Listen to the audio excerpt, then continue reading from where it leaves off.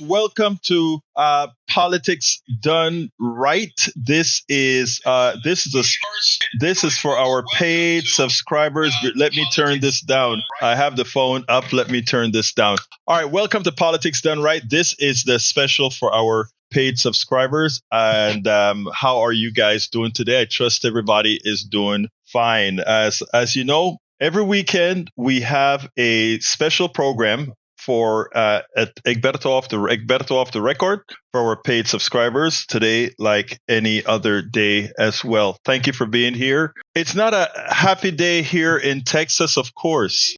It's not a happy day in Texas because, of course, we have those major floods that are occurring and those major floods that are pretty damn dangerous. I don't think it's too early to do what I'm going to do here.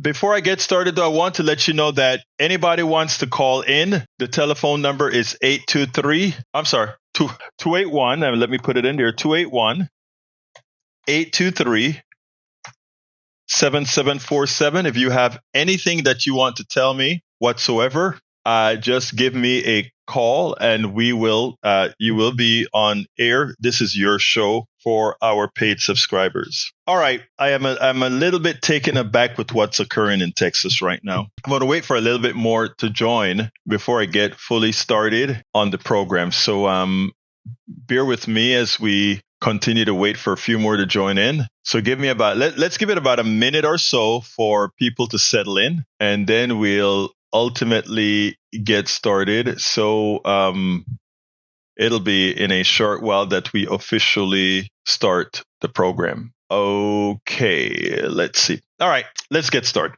Thank you for being here. Thank you for being paid supporters of Politics Done Right. Every weekend, and it's on a roaming basis, whether it's Saturday or Sunday, and the time and the days as well vary. We announce it in the notes when we're going to have it. And I placed this morning in the notes that we are going to have it today at 6 o'clock Central Time, 7 o'clock Eastern, etc. This show on the weekend is made specially for you.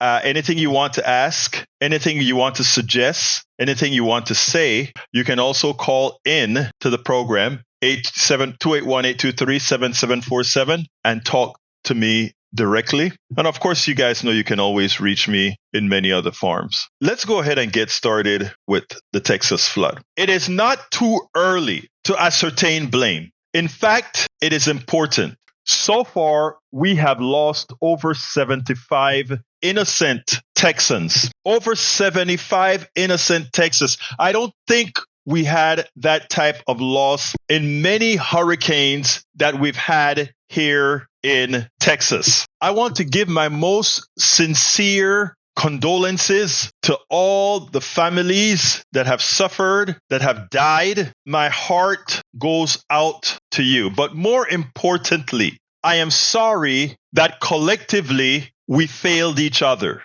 because none of this should have happened. None of this needed to happen. All of this was foretold in blogs that I've written and blogs that others have written. When you have incompetence, fallacies, and misinformation that is the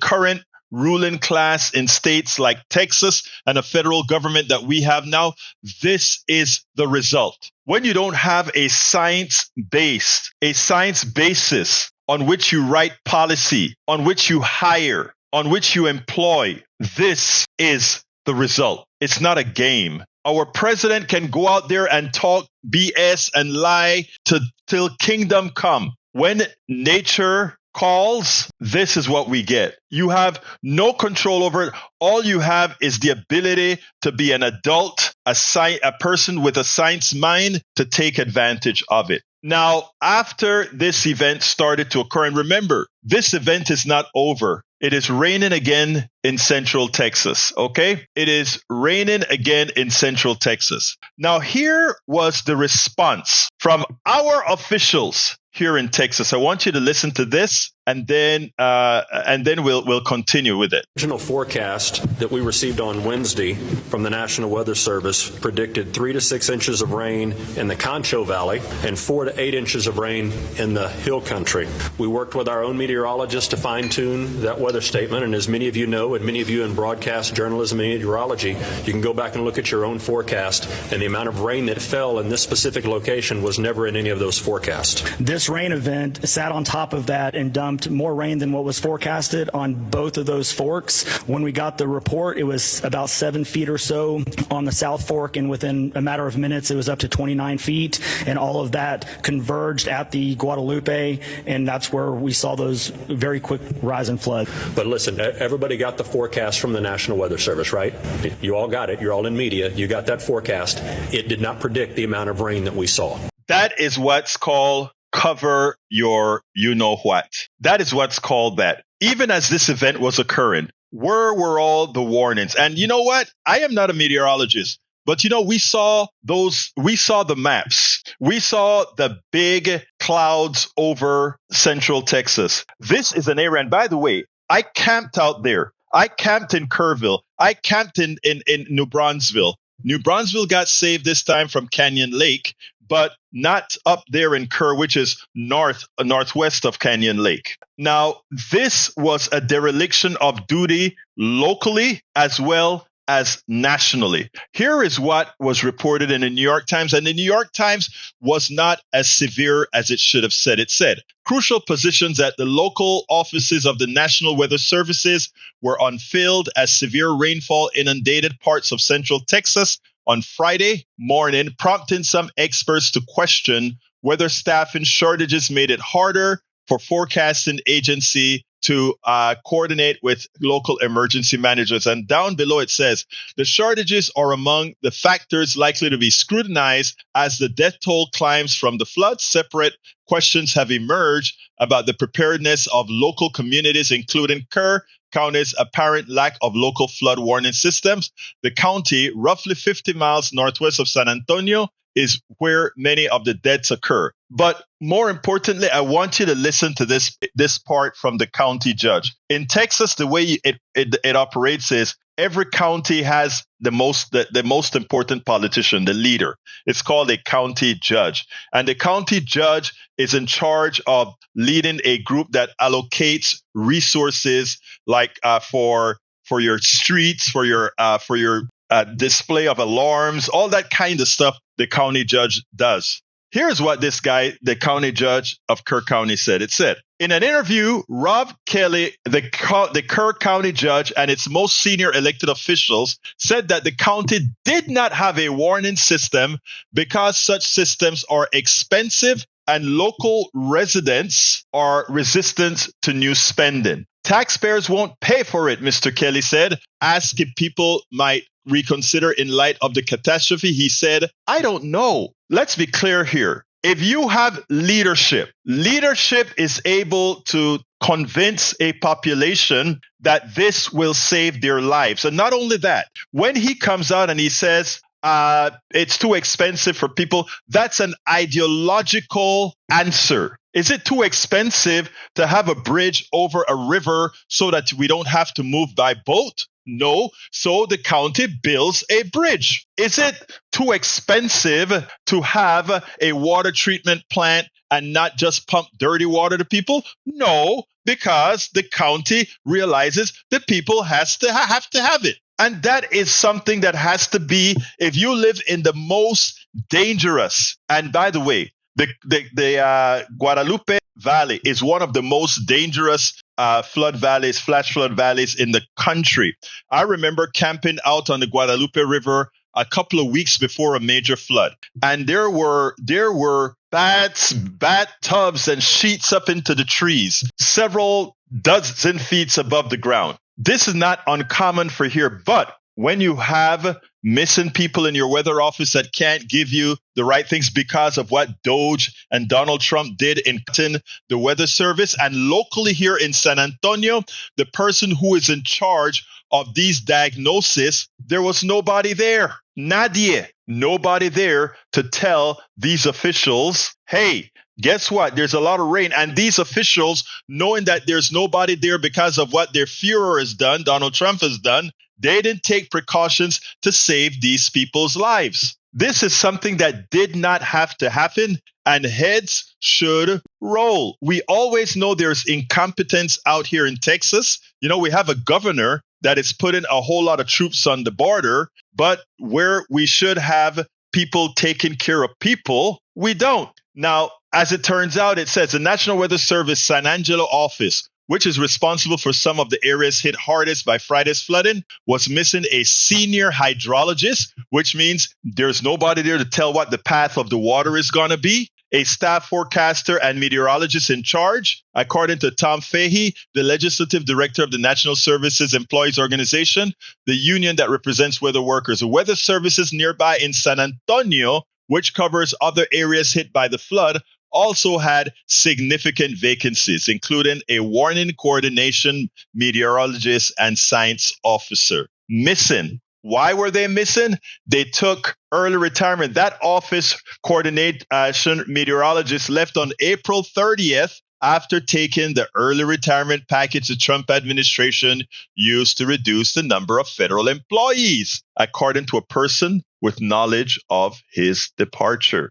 At both offices, the vacancy rate is roughly double what it was when Trump returned to the White House in January. John Sukich, who until January was director of congressional affairs and the weather server for the National Weather Service, said those unfilled positions made it harder to coordinate with local officials because each weather service office works as a team. Reduced staffing puts that in jeopardy, he said. Let's stop there.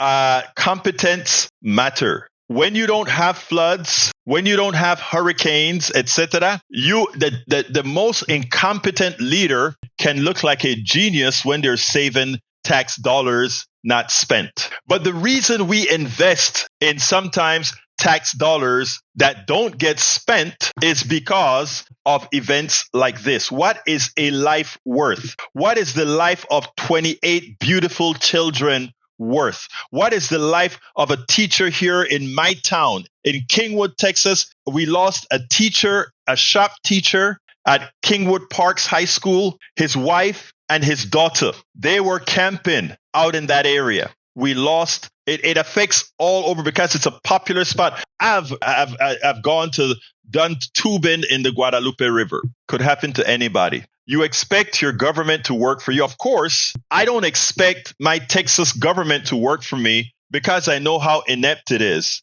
I know that they are one of the most corrupt and inept governments in this entire country. State government, one of the most inept in the country. Our wealth in oil, our wealth in natural resources makes us look a lot smarter than we really are, just because our wealth can cover so much. But still, we have thousands of people in Texas that die every single year with no health care. So it matters, people. It matters that we have ineptitude as the leaders of the state, and we have ineptitude as leaders of the country. Now, I want to expand this to something else, because as I saw what happened in Central Texas, all I could say is this is a dry run. And our dry run, by the time it's all over, would have killed over 100 people, if not closer to 200 when it's all over, because we don't know the death toll yet. All the RVs that lined that area, there is one particular spot where 29 RVs were washed away. 29 RVs were washed away. And most of those people in those RVs likely died. But we have a bigger problem coming. We have a much bigger problem coming. We have the Weather Service that has been decimated by Donald Trump's Doge, Elon Musk, Donald Trump. These things, people look at these things abstractly as if they think it's not going to affect them. But Texas is a bullseye, and it has already started in Central Texas with the floods. But let me tell you the bigger picture, folks. Houston, where I'm at, is the energy capital of the United States, if not the world. We have centralized all pipelines coming into the Houston area. Our I-10 along the Gulf Coast is lined with the major refineries of this country. Refinery after refinery after refinery through the ship channel. The ship channel opens up directly into the Gulf. And currently we have a weather service that is going to be unable to do the predictions that they did previous to Donald Trump because they have got rid of so many scientists and others in our weather service. But the ship channel has never, ever taken a direct hit. Texas has not taken into account that having all these refineries where they have them in Texas, because of a lousy Texas have its own type of EPA, have not made any real mitigation for a direct hit of a Cat 4 hurricane. So this is a dry run that we're seeing here. When that next Cat 4 hurricane comes here, so far they have wobbled a little bit to the left or wobbled a little bit to the right to save the ship channel. But when that hurricane that neither Texas nor the Trump administration is preparing for comes into that ship channel, this is not going to be a Houston event. This is not going to be a Texas event. This is going to be a national event because pipelines that are going all over the United States of America, many of them have their genesis right here in Houston from all these refineries sending products all over the country. When you talk about the potential for catastrophe in the making, with a president that just passed a bill that has decimated the weather service, that has decimated FEMA, that has decimated all the institutions that would take care of people by passing all those funds that should be done and gone into our services onto a few rich folk, there's not a lot of good that is left to happen, folks. We were warned. And now I'm warning again. And many have been warning and warning. We are in dire straits. The sun may be out here in Kingwood right now. Looks beautiful, but when something appears, as I spoke to my wife earlier this when summer was starting, I said, this for me is the scariest time I've ever felt living here in Houston, and I'm about 50 miles from the coast. Because as it turns out, with a president that can't even solve the problem in North Carolina, that cannot solve all those the floods that occur in North Carolina, and now in central Texas. What happens when the first real hurricane hits? We have a president that is happy to build a concentration camp in Alligator Alley, right? Now think about this, people. Built on flat land with tents, portable type tents to put vulnerable, quote unquote, undocumented immigrants. All we have to do is wait for a tropical storm, hurricane to come over there and create havoc.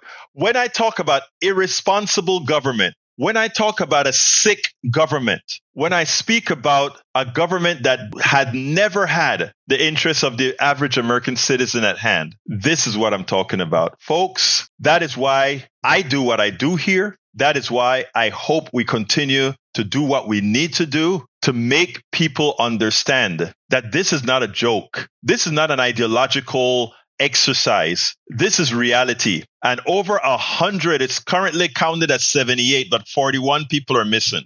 By the time this is all over 100 of our Texas brothers and sisters will be dead. And they will be dead at the hands of Doge. They'll be dead at the hand of Elon Musk and Donald Trump. They'll be dead at the hands of Greg Abbott and his corrupt government. They'll be dead at the hand of Dan Patrick, and they'll be dead at the hand of a whole lot of officials who refuse to do the job as they should. Let's see. Hirat Marian says the plan is to privatize all these agencies for profit. Of course. But after they privatize them, what do you think they're going to do? They're going to be worse, because what do? They want to make money, and they do it at all costs. Ilwin Hudson says, how many people in those RVs lived full time in them? In the area that they were at, Aylwin, most of them drive their RVs to that location for a weekend or something like that. And especially since it was the 4th of July weekend, they expected to have a beautiful time. Let me just tell you, that entire valley is a beautiful valley. The Guadalupe River Valley is beautiful, both above Canyon Lake and below Canyon Lake. It is a beautiful place to camp out, but it's dangerous as hell for flash floods. So you keep your ears on the radio, and if you hear that there are going to be flash floods, you get the hell out of Dodge. And again, it's only in that valley, at least the part of the Guadalupe where I go, there's one little road, and a lot of those roads cross the river because it's a shallow river until there's a flash flood. So the way they build these rivers is they build them so that the water can flow under the river when it's low flow. And when it's high flow, that water is several feet above the street. So we go into there to do a little vacationing in tents and so forth. And when we go, we always know, and again, in the summer, you always get some minor flash floods. And what happens then is sometimes you go there let's say on a weekend, and when you're about to leave that weekend, you had a thunderstorm the night, and you're about to leave, and the little road that you have to cover may have 3 inches of flowing water over it. But that's just how that area is until you get these major flash floods. But they happen because it's a steep valley, right? So all the water comes down from the hills and get into the steep valley. All right, let's see. I used to live in Katy. Katy's pretty flat, but they have to worry about the Brazos River.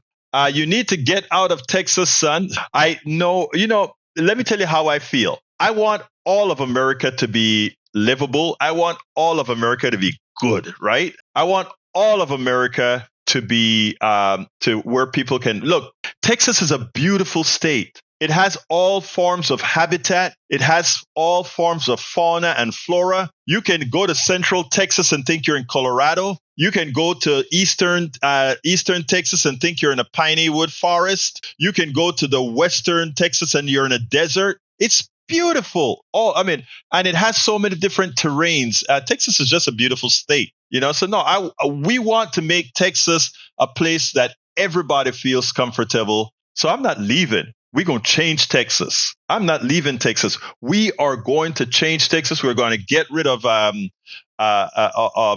current governor. We're going to get rid of this lieutenant governor, and we're going to put in some progressives in there that'll make Texas the state it needs to be. But leaving? Hell no. Progressives, we are not supposed to leave anywhere that we're at. If you're in a red state, what we're supposed to do is to turn that red state blue. Turn that state into a thinking state, a state where people think. And most people, when they learn to think, they become blue. In 2 years? Not in 2 years, though. Oh, wait, we probably can get rid of the governor in 2 years. Yes. We have some good prospects to run for governor, Hirut. We have some good prospects to run for governor. All right, folks, you can give me a call now. Remember, this is your show for our paid subscribers. I want to do something special for paid subscribers every week. And you can do that give me a call at 281-823-7747. 281-823-7747. Linda Jean says, and Houston, I believe, is our most diverse city in the U.S. Yes. Houston is the most diverse city ethnically. It's the most diverse city by food. It gives New York a run for its money, and New York is bigger. But Texas has people from everywhere. And because it's so damn close to the border, you get so much more as well. So yeah, folks, again, 281-823-7747. Anybody wants to call in? What I really wanted to talk about today was the floods and the responsibility that we have for the flood. Adam W., I have never been to Texas in my entire life. I have to ask, though, how have states like Texas and Florida continued to be major hubs for Republicanism? Now MAGA for so long, now especially with such diverse population. Simplify how such a catastrophe. Let me tell you. In other states, you can just go online and register to vote.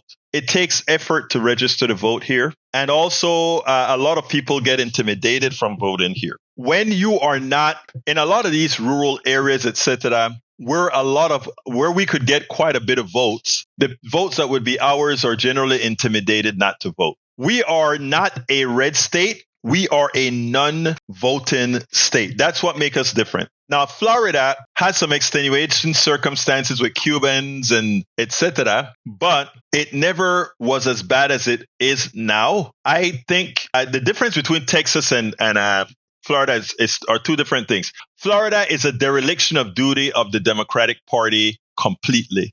In Texas, it's only a partial dereliction of duty. A lot of it has to do with culture. There's another thing called what the Republicans have been effective in doing here is making, well, I don't want to quite say this here. I'll explain this at another time when I have more time to explain it. All right, let's see. Elwin Hudson says, all the cities in Texas are blue. I can't understand why the state is red. I love the state and I'm there a lot. Again, the blue cities have to vote more.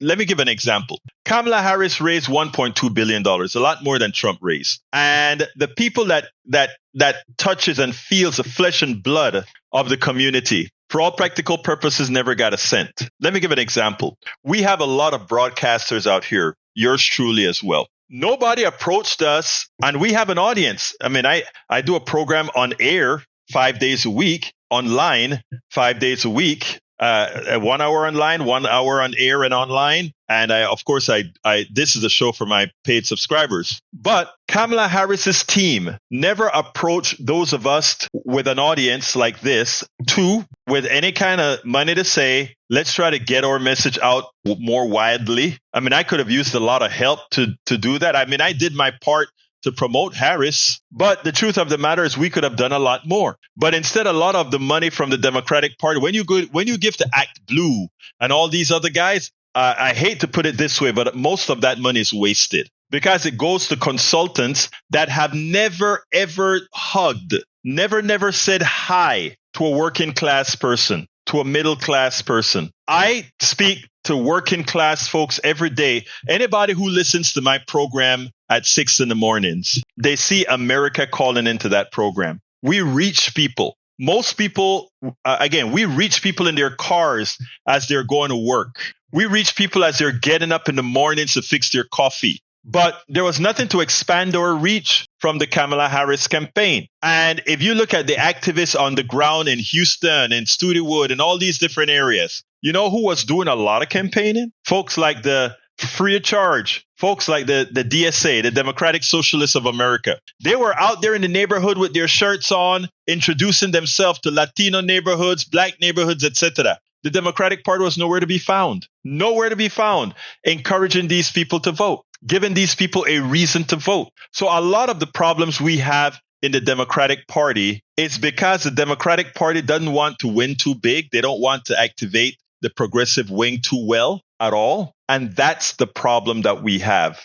If we were to really be, let's give another example. Mandami won in New York. He came out with a method. He showed the winning way. The winning way from Mandami showed is talk to people, hug them, love them. Ask them, what do you want from me? How can I be of assistance to you? It's simple. And he showed that it worked. He showed that he listened. He showed that I ask you, what are you looking for? And instead, the Democratic Party is concerned that he's labeled a democratic socialist. Well, that doesn't matter because as far as Republicans are concerned, every single Democrat is a socialist. They define every single Democrat as a socialist. So why not embrace Mandami, who has shown the affinity to win Trump's voters? He went into Trump's New York, the Trump portion of New York, and won it. He went and he said, what will it take for me to get you to vote Democratic? And they spoke to him. That's all people are. And I'm saying the same thing about our rural brothers and sisters at the hospitals that are closing. What will it take for a group of Democrats to go over to a hospital that's about to close and say, look, we are coming here because we want to protect you? That's all we want to do. We want to protect you. You can remain a Republican if you want to, but vote your interest. When you go into that voting booth, it is between you, your God, and that voting machine. You can vote your interest in that booth and go and tell Tim Tim, Dad, and Harry that you voted for somebody else. Vote your interest. But we don't do that. When I speak to certain Republicans and they turn out, man, I like you. Man, you don't sound like them. And I'm like, what do you mean I don't sound like them? I am them. And that's how we are. Progressives, that's how we are. But you're so nice. Yeah, that's who we are. You can't believe the only way they know that Trump is lying to them, that Fox News is lying to them, is to hug them, flesh and blood, in person, right? I remember back in the Obama days, right? I used to go to Tea Party events, and one of the Tea Party events I went to, and this one was near you, Hirut. It was a honky tonk bar in near Katy, and Daniel Boone's descendants live in your area in Katy. And I spoke to the son, the daddy, and the granddaddy. And we were, at that time, I was talking about healthcare reform and Obamacare and why they didn't want it. And by the end of the conversation, they had a different outlook, of what a liberal or progressive looked like or was. And let me tell you how funny it was. I had a software company, and, in talking about these guys, because, they always like to talk about Republicans are for business and that sort of thing, right? So I explained that I had a company, all that kind of stuff. I wrote software, all that good stuff. And the granddaddy, about 2 days after I left that thing, and by the way, they made me feel very comfortable. They wanted to buy me drinks, they wanted to buy me food, and this honky tonky bar, they sell all this stuff, and I'm like, no, I'm okay. But I sat down as they ate, and I had fun with them, and we talked. And it was a big circle of people, and they wanted to talk.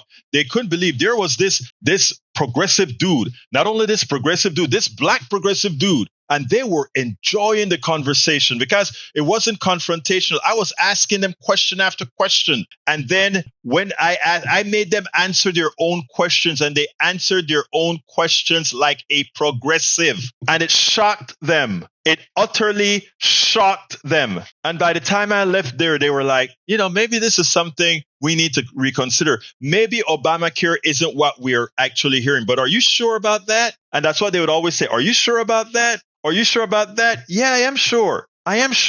But it's a matter of getting in there. And look, I'm not saying give up your dignity or something like that, but I'm saying go out there and hold your ground. And that's what I always do. I talk to everybody, left, right, middle, anarch, anything, right? Make your groundwork. And I remember the daddy calling me, the granddaddy, not the daddy, granddaddy. Hey, I am designing this printer. I need somebody to write the software. Would you be interested into going into business with me? I was in shock. We went from just talking basic stuff to this guy wanting to go into business because I was a software guy. Of course, I couldn't.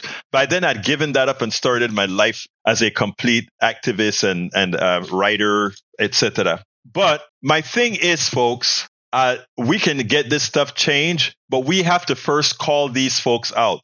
And the ones we want to call out are the leaders. Don't you think Abbott knows better? Don't you think Abbott knows? Of course, Abbott knows better. Don't you think Dan Patrick knows better? Of course. Don't you think President Trump knows better? Oh, well, in that case, no. He doesn't. He doesn't know anything. But all the people around him do.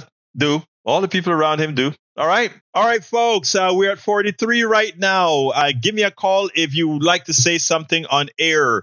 Number is 281-823-7747. All right, let's see what we got here. Independent voters, I have told DNC they won't be getting a dime from me unless they get their butts out into the street to talk to ordinary citizen. And they need to hear that.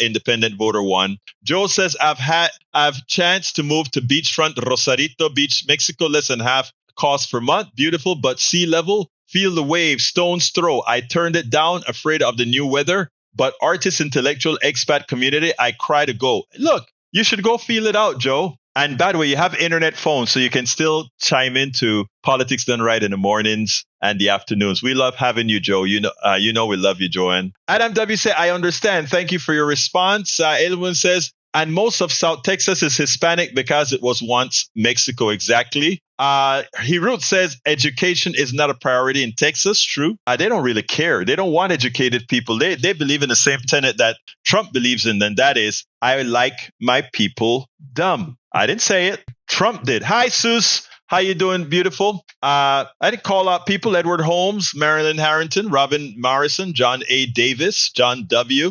Laura Wadsworth, Sue Sharko. How you doing? Eulyn, I think I got you already. Thank you guys for being here. I got more than I expect today for paid subscribers.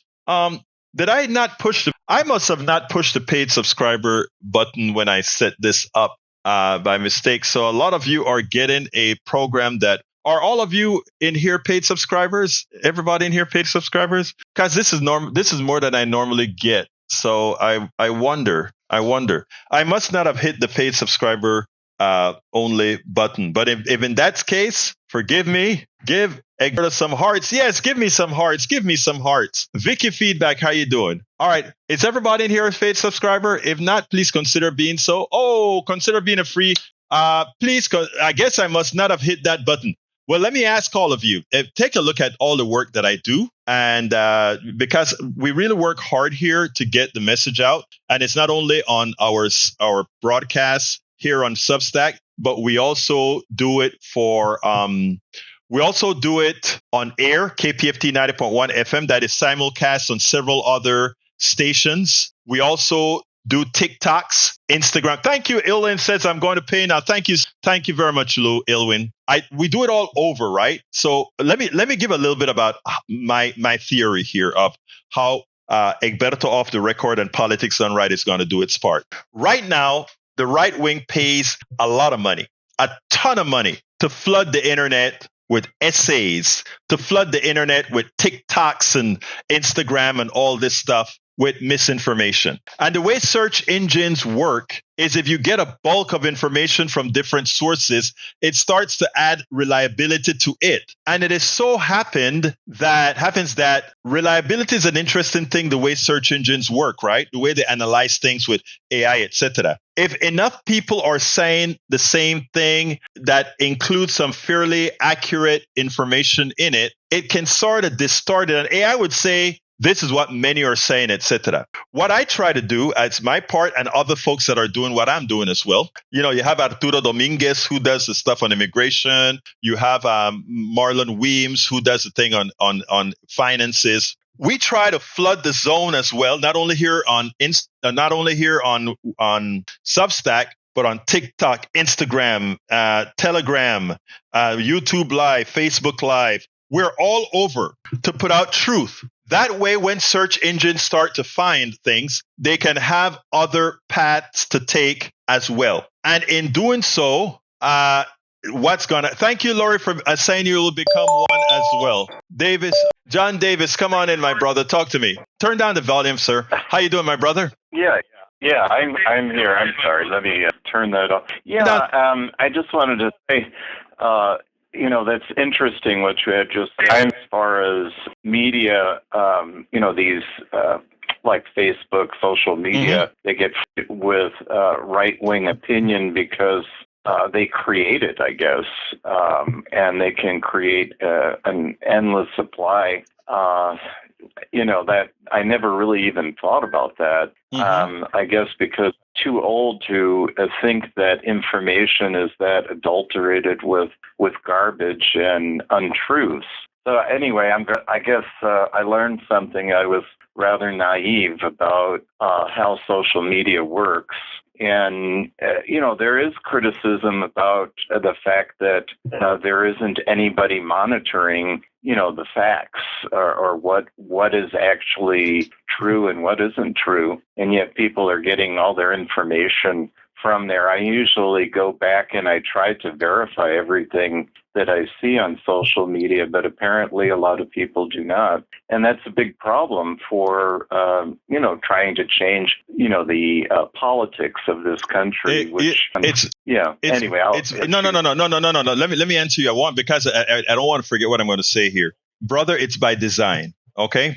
And that's why the new social media requires what I call spheres of influence. Okay. What I mean by that is this. I have a sphere of influence. That's you all of you that goes ahead and do these things, right? That you come out and listen to what I have to say. But guess what, Mr. Davis? You also have a sphere of influence. You have developed a faith. We've developed a faith in each other that we know we search for the truth. So my sphere of influence intersecting with your sphere of influence will actually promote this. The people within your sphere that are not in my sphere will also have their own. So there's this thing called geometric progression. It's a bit more than that. But what happens is if we get enough of these spheres, because it has to work, the model is different than the model where you had Walter Cronkite given the 6 o'clock news and everybody knew that as truth, right? That's not the world anymore. And the world now is we have to, there are gradations of truth. There's one truth, but there are gradations of how it's told. And what we have to do is we have to get out there and not allow the cancer of false fallacies to spread. And the way you do that is with the antidote. What is it called? The chemotherapy. We are the chemotherapy, right? We have to do this. We have to do this to make sure that the cancer doesn't spread. And eventually, if you get enough chemo, what happens? The cancer dies. And that's what we're trying to do. Well, I wish you luck. I hope so. I mean, it's an interesting project. Let me tell you, I have eternal faith. Okay, I will never look. I had a successful software company.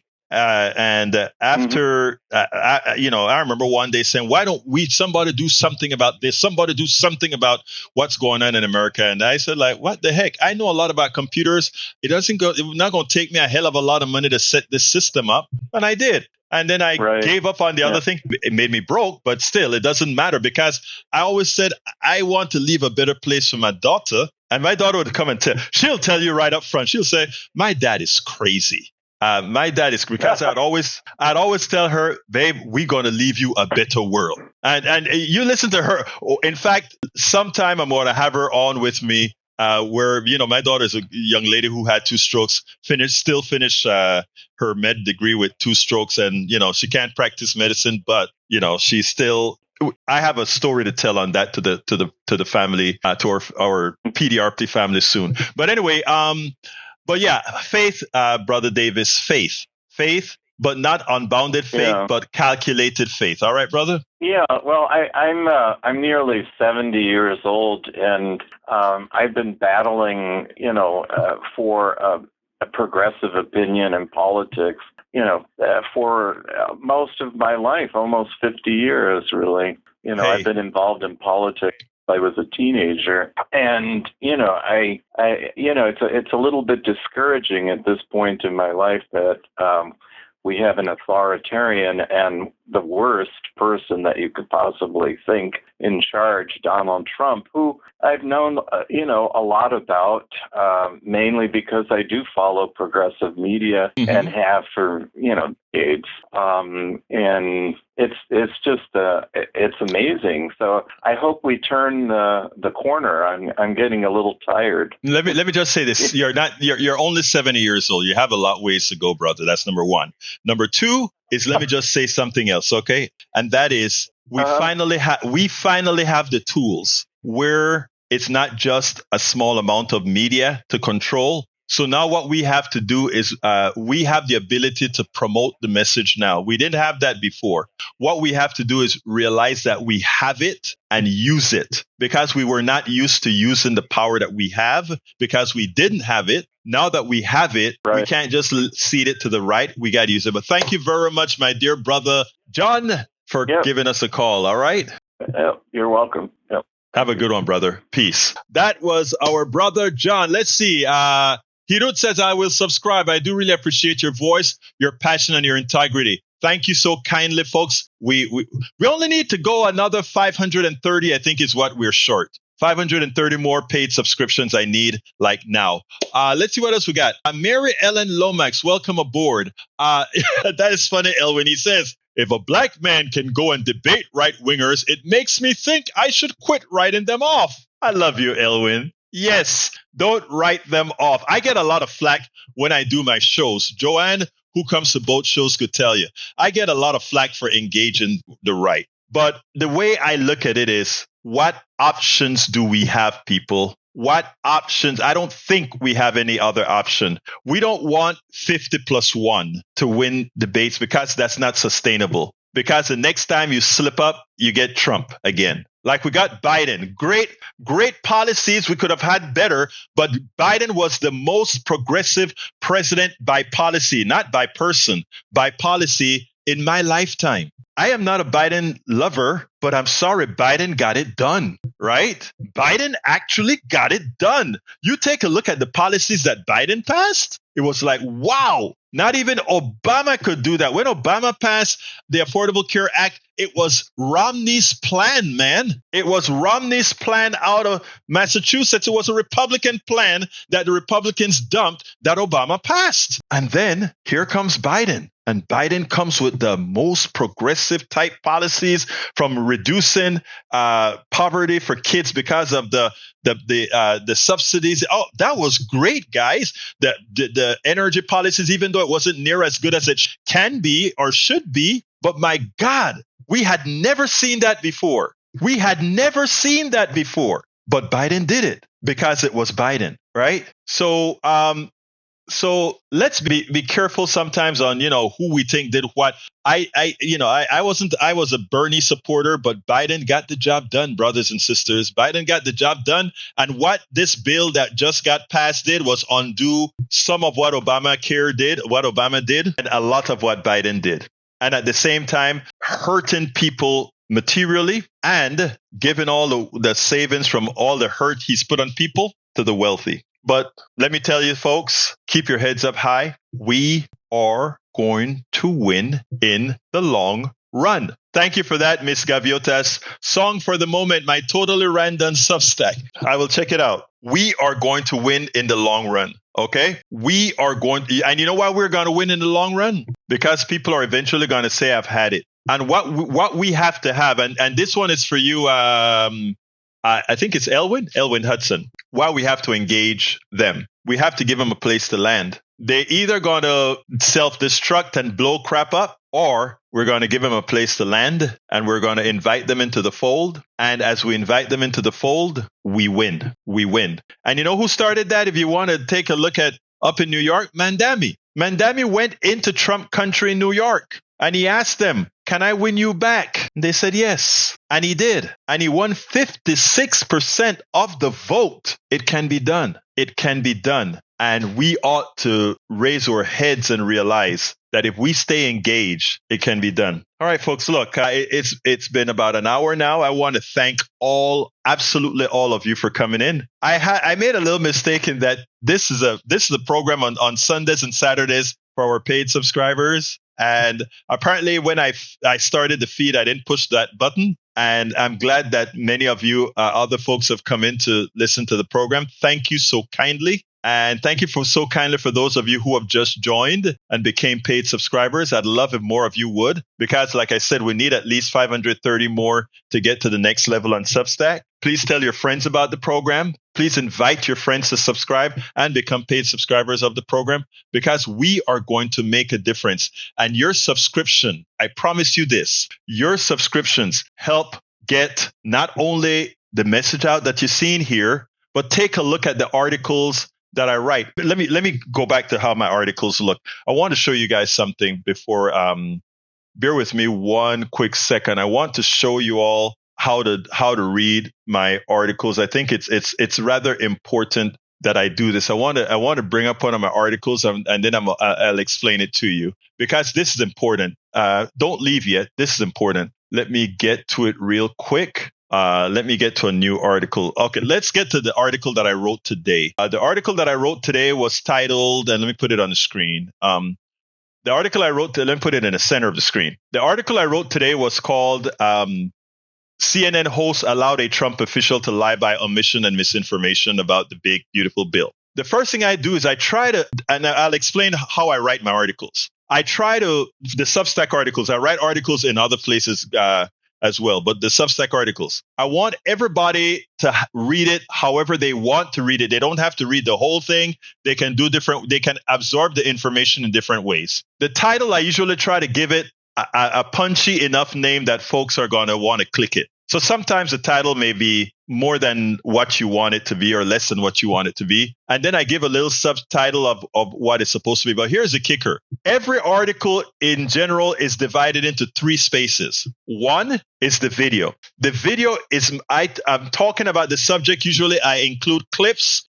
Usually I include narratives. Sometimes I am just speaking, but a lot of times I'm including clips from programs to kind of give narrative to what we're talking about.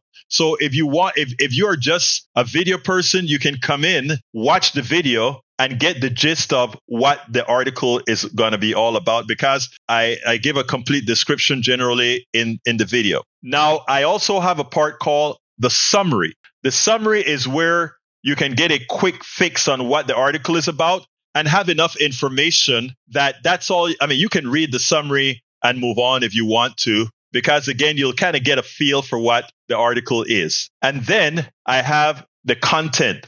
And the content generally has backup links for validation of the information that I'm writing about, so that, it's not just me writing, but you can also get verification of the actual subject that I'm talking about. Like in this article where I give a full description, I have things like the Yale Budget Lab that came out with the study. I give you stuff from the Brookings Tax Policy Institute, etc., based on the things that I'm telling you, so that you know that the information that I'm giving you is not just somebody writing crap.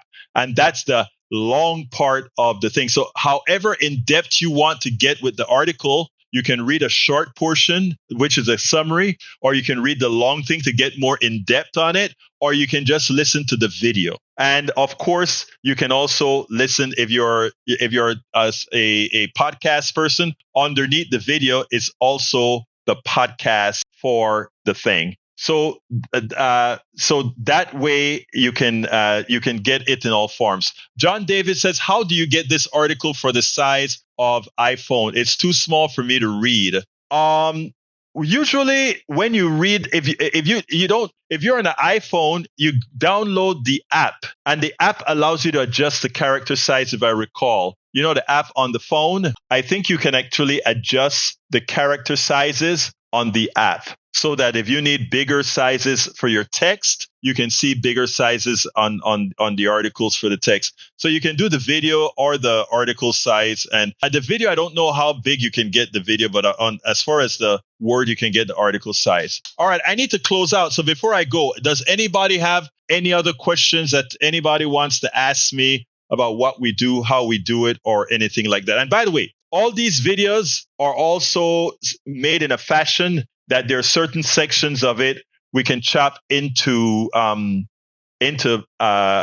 reels for Facebook, or shorts for YouTube, or there's another thing that they have for some other shorts for TikTok and Instagram. All right. Let's see. If there's no other questions, I want to thank everybody for being here. Thank you for our new paid subscribers. We need as many as we can get. I love you all. I got to get out of here. My name is Egberto Willies. This is Egberto Off the Record. Love you. Got to get out of here. I'm out. We spend a lot of time deconstructing the news, trying to parse it into a form that everybody can understand. We try to find those little nitpicks where it flies above the fray, etc.